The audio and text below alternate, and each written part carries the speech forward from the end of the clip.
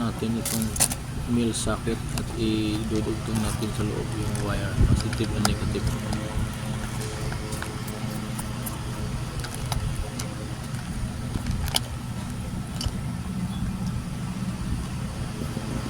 Ngayon luluwagan ko na itong dalawang screw at dito ko po yun isabit yung positive and negative na wire, at ito pong lock luluwagan ko na din.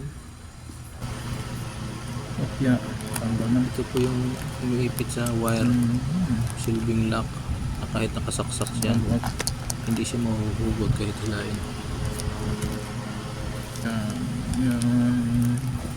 Bibulugin ko lang po itong dalawang wire para po kasyang-kasya po ito sa dalawang butas. kung nandito. Yan, pasok mo sa isang butas. Hindi mo siya i-remove.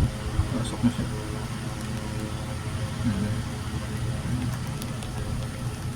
Yan. Capacity pan.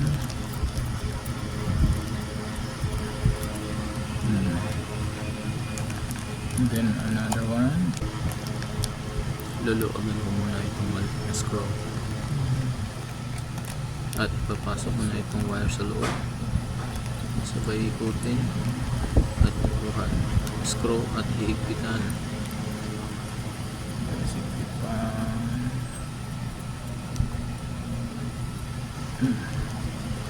And then fix it.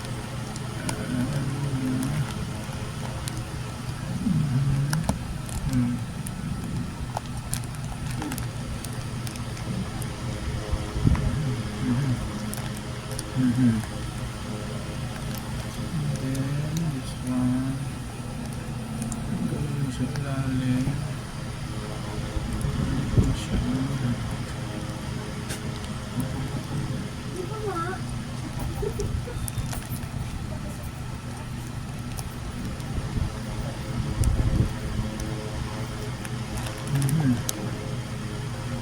Hihigpitan ko na rin itong lock para yung wire hindi na siya mahuhugot. Kahit nakasaksak pa ito at hugutin mo yung wire, hindi yan matatanggal. O, di ba? O, tingnan na, hilain natin. O, di ba? Ang tibay na. Ay, ito na. Naipix ko na yung mga wire at nahigpitan ko na rin. Kahit hugutin pa yan, hindi yan mahuhugot. Yan, i-close na. Yan na, maganda na. O, matibay na. Iskruhan ko na rin para tapos na to. Uy, maluwag pa. Ay, lipat natin sa kahoy. Dito natin yung iskruhan ng maigi. Iwan ko lang, hindi sisikip na sisikip. Yan. Yan.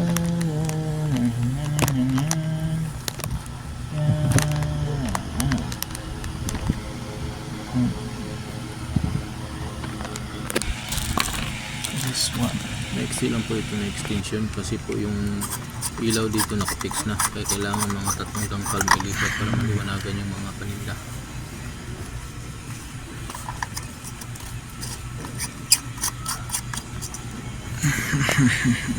Aray, napakainit rin.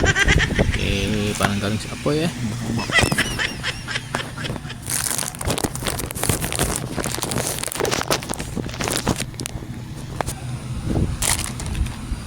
Ipapasok ko na itong bombilya o bulb para masubukan na ito kung gagana ba o hindi. Init. Gagawaan ko po ng sabitan para po medyo may maganda po siyang lagayan doon. Lagyan ng hook at isabit doon sa shutter door sa taas para magmukhang liwanag na yung paligid. Kasi napakadilim talaga pag walang hindi urong tong ilaw. Eto na, sasaksakin ko na to. Isasaksak ko pa pala para maging maliwanag ang paligid. Ayan na. Okay. Okay kaya. Diba? Okay. Liwanag ng tinda. Yan na.